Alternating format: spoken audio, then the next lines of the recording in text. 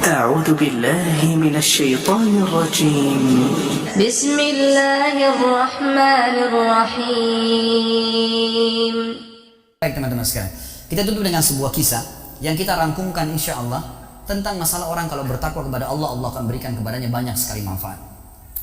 Kisah ini teman-teman sekalian, kalau sudah ada yang pernah dengar, anggap insya Allah review ilmu. Kalau yang belum dengar, anggap insya Allah tambahan iman, gitu ya. Kisah ini saya berikan nama dengan kisah sebuah terong.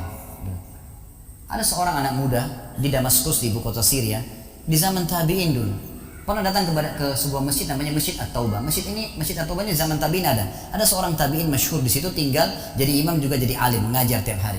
Anak muda ini datang lalu berkata, "Wahai imam," imam kalau kita kiai, "Wahai imam, saya datang dari luar Damaskus, ya miskin, tidak punya apa-apa, tapi saya mau belajar agama. Boleh nggak saya numpang tinggal di masjid bersama anda? Saya bantu-bantu lalu saya hidup bersama anda, maksudnya makan minum bersama anda." Kata ya syekh itu, "Silahkan, nggak masalah. Tapi harus sabar, ya ikutin kehidupan saya. Apa yang saya makan kau makan, apa yang saya minum kau minum." Kata anak muda ini, "Baiklah." Anak muda ini cerita, dia bilang, "Setelah 3 bulan saya tinggal dengan syekh saya. Ternyata syekh saya ini orangnya sangat zuhud, luar biasa. Ada makanan makan, tidak ada makanan puasa. Dan hari ini sudah 3 hari kami puasa. Buka puasa sahur dengan sebutir kurma segelas air, buka puasa juga begitu. Tapi ini sudah hari ketiga, syekh saya masih kuat, saya sudah tidak kuat lagi," dia bilang. "Saking tidak kuatnya saya bungkukkan punggung saya, menekan perut saya supaya lapar saya hilang." Dalam keadaan begitu, syaitan datang menggacaukan pikiran saya sambil berkata, "Wahai anak muda," di benak saya terlintas, "sekarang sudah halal buat kau mencuri makanan. Kalau kau tidak curi makanan, kau mau makan dari mana? Akan mati kelaparan. Minta sama gurumu, gurumu nggak punya. Minta-minta sama orang, gurumu larang minta-minta sama orang. Sekarang kau curi makanan sepotong roti, yang penting tidak mati kelaparan." Dia bilang, dalam kondisi saya berkecamuk pikiran syaitan begitu, saya berpikir mencuri makanan di rumah di sebelah masjid.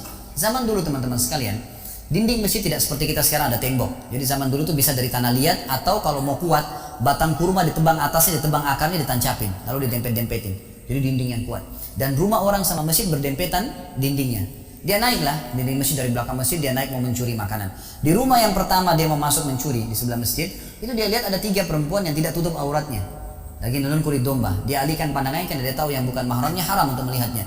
Dan itu bukan tujuannya, dia ingin cari makanan. Dia pindah ke rumah kedua.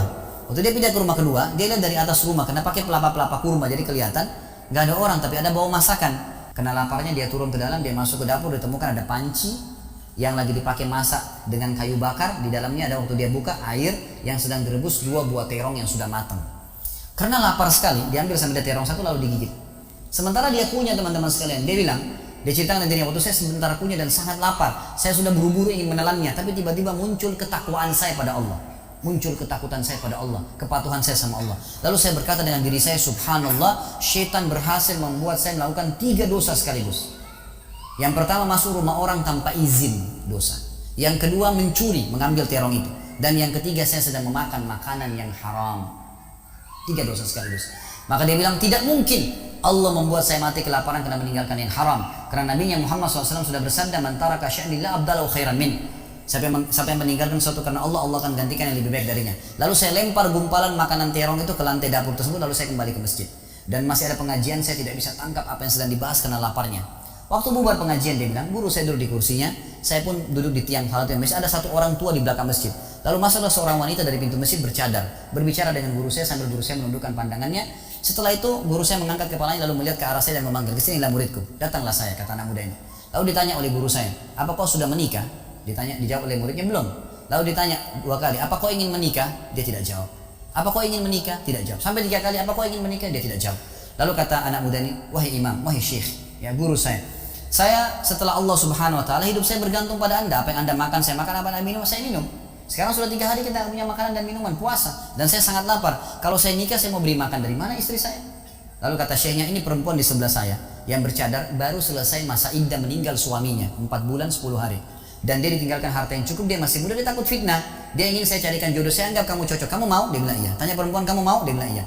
Syekhnya keluarin kendi dari kamar, dikasihkan jadi mahar, panggil walinya perempuan, panggil 2 saksi, kalimat akad, selesai. Hitungan menit.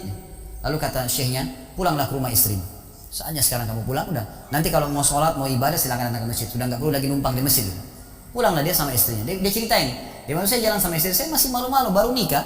Dan ini kan memang hitungan menit nih. Ya, dia baru tadi kelaparan, tiba-tiba sekarang sudah nikah gitu." Dia bilang, saya jalan, keluar dari masjid, lewat di rumah pertama yang dia tadi manjat mencuri, mau mencuri, dilewatin sama istrinya. Begitu masuk tiba di depan pintu rumah kedua yang dia manjat, gitu kan? Istrinya berhenti, buka pintu rumah lalu berkata, masuklah suamiku, ini rumah kita. Rumah yang tadi dia mencuri nih. Maka dia pun bilang, saya masuk ke ruang tamu, saya melihat di atas, ini benar rumah tadi yang saya masuk mencuri. Istrinya bilang, wahai suamiku, tadi saya dengar Anda sudah 3 hari nggak makan, mau makan? Dia bilang, iya. Istrinya masuk ke dapur, ditemukan apa? Panci terbuka, terong yang sudah digigit. Ini kisah nyata nih. Tiba-tiba perempuan ini bilang, siapa yang makan terong saya? Spontan, teriak gitu kan. Pada saat dia teriak, maka si laki-laki ini mengucapkan kalimat begini. Ini dari saksi bahasan kita. Dia mengatakan, kesinilah istriku. Demi Allah begini ceritanya. Kronologisnya saya manjat, saya turun, saya lapar, saya makan.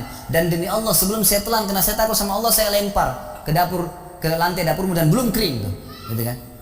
Maka perempuan ini mengucapkan kalimat. Saya berharap semua muslimah di belakang sana juga punya iman seperti ini.